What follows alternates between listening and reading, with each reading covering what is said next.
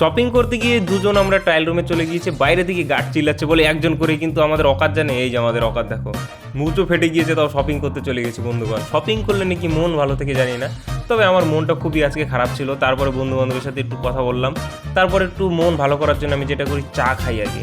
চা খাই আর একটু রাজনৈতিক গল্প স্বল্প করি, মানে আত্মাধিক লেভেলের গল্প স্বল্প হয়। তারপরে চুপ করে একদম বাবু শোনার মতো রুমে চলে আসি। রুমে এসে দেখি কি আছে, বাসি পচা এগুলো খেয়ে নেই আগে। আর আজকে আমার মুড হয়েছে স্নান করার, তো আমি আজকে স্নান করব। মানে প্রতিদিন স্নান করি না, 3-4 দিন পর স্নান করছি আজকে, কিন্তু যখনই করি ভালো করে স্নান করি। তারপরে কাকা ফোন করলো, বলে চলো মন ভালো করার জন্য শপিং করে আসি। এটা আবার কিরকম কথা আমি জানি না। তো কাকার সাথে চলে আসলাম জলপাইগুড়ি কলকাতা বাজারে। তো কলকাতা বাজারে এসে দেখি কাকা শপিং করতে গেছে, এটা নিচ্ছে ওটা নিচ্ছে, আমার তো পছন্দ হয়ে যাচ্ছে না ঠিকঠাক। তারপরে এটা আমি টি শার্ট নিলাম, আর দেখো প্যান্টও নিলাম একটা। আর এই যে আমার মুজো দেখো, মুজো ফেটে গিয়েছে, টাকা নেই, মাসের রেন্ট, মানে কী যে অবস্থা, কিন্তু তাও জোশ দেখো শপিং করতে গেছে। আর কার্ড দিয়ে শপিং করলে মনেই হয় না যে আমার মানে পকেট থেকে যাচ্ছে টাকাটা। তারপরে কাকা বললো চলো অন্য জায়গায় যাবো, তো ও আবার একটা অন্য জায়গায় যাচ্ছি শপিং করতে। তো ওইখানে কাকা বলছে যে জুডিওতে চলো, বলে কী নেবে, কাকা নাকি জুতো নেবে। বাবা যায় জুডিওতে যাচ্ছে জুতো কিনতে।